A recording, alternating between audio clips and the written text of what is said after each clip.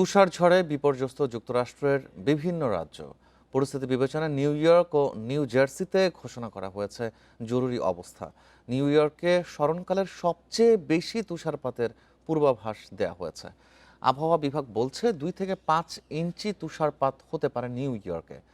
Long আইল্যান্ডের পূর্বাঞ্চল এবং কানেকটিকাটে 5 থেকে 10 ইঞ্চি পর্যন্ত তুষারপাতের পূর্বাভাস দিয়েছে আবহাওয়া বিভাগ। অতিরিক্ত তুষারপাতের কারণে ব্যাপক হ্রাস পেয়েছে দৃশ্যমানতা।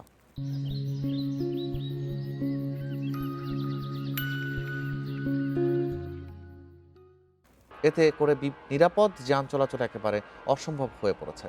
দুর্ঘটনা এড়াতে এরই মধ্যে বাতিল ও স্থগিত করা হয়েছে কয়েক হাজার ফ্লাইট।